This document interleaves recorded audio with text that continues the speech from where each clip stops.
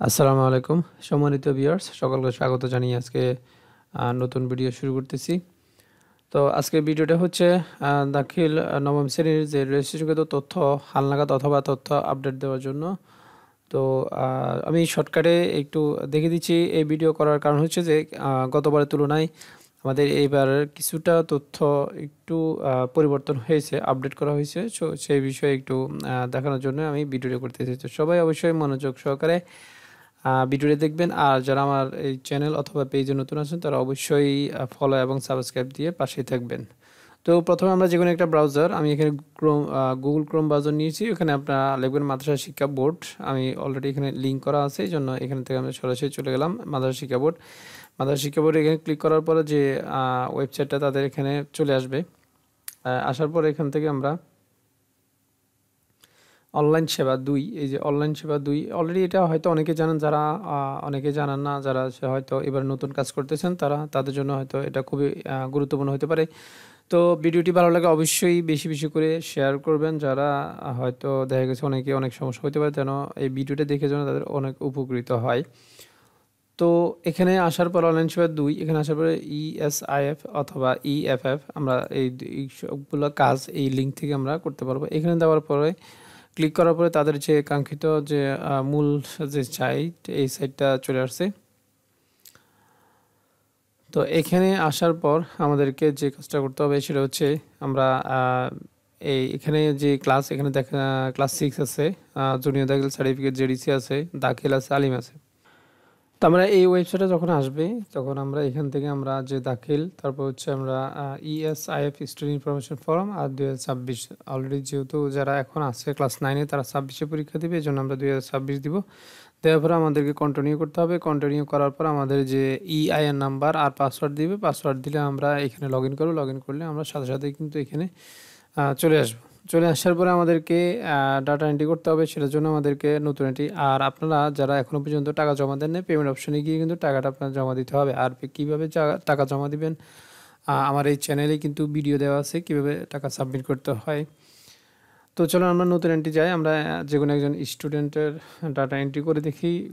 এই যে দেখেন প্রথমে লেখা হচ্ছে বোর্ড। আমি যেহেতু মাদ্রাসার একটা স্টুডেন্টের করতেছি, সেই জন্য আমাকে মাদ্রাসা বোর্ড দেবো। পাসিং ইয়ার 2023 থাকবে, রোল নাম্বার আর হচ্ছে রেজিস্ট্রেশন নাম্বার। এখানে একটা কথা লেখা আছে যে অষ্টম শ্রেণী 2023-এর শিক্ষার্থীদের রেজিস্ট্রেশন নম্বর শেষ 6 ডিজিট সহ রোল নাম্বার হিসেবে গণ্য হয়। মানে এখানে আপনি যদি রেজিস্ট্রেশন নাম্বারটা দিয়ে যদি আপনি সার্চ করেন, সার্চ করার পরে এখান থেকে অটোভাবে আপনার যে লাস্ট যে 6 ডিজিট আছে সেই 6 ডিজিটটা কিন্তু এখানে আপনার হয়ে যাবে, রোল নাম্বার হিসেবে গণ্য হয়ে যাবে। তো আমি এখন যে এই শিক্ষার্থীর এখানে রেজিস্ট্রেশন নাম্বারটা দিবেন। দেওয়ার পরে এখান থেকে আপনি এই যে জন্ম নিবন্ধনের যে আছে বা আইডিটা আছে, আইডিটা দিবেন, মোবাইল নাম্বার দিবেন।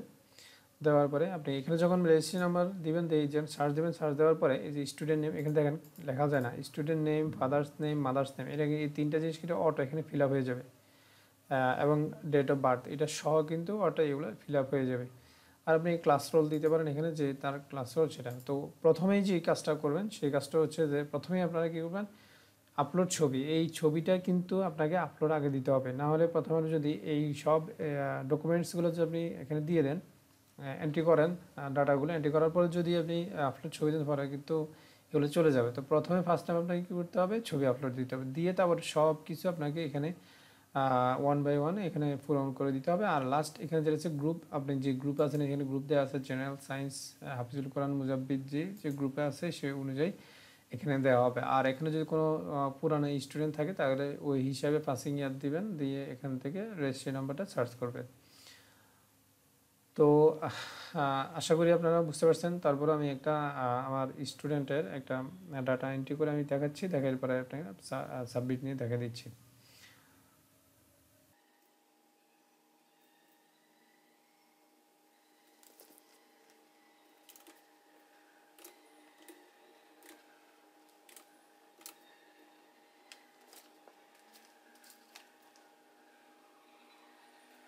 তো দেখতে পাচ্ছেন আমি সব কিছু দেওয়া শেষ, আমার এখানে রেজিস্ট্রেশন সব কিছু দেওয়া হয়েছে। আর বাট জন্ম নিবন্ধন নাম্বারটা এখানে যেটা বাকি আছে সেটা হচ্ছে যে জেনারেল আমি দিয়ে দিলাম। জেনারেল দেওয়ার পর আমাদের এই সাবজেক্টগুলো এখানে চলে আসবে অটোভাবে।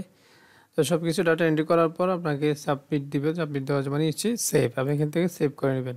সেভ এখন এইভাবেই কিন্তু আপনি একটা একটা করে আপনি সকল স্টুডেন্টের ডাটা এন্ট্রি করার পর আপনাকে চূড়ান্ত যে সাবমিট দিবেন সেটা পরে এখানে চলে আসবে। তো এখান থেকে আমরা গো ব্যাক আমরা যদি করি,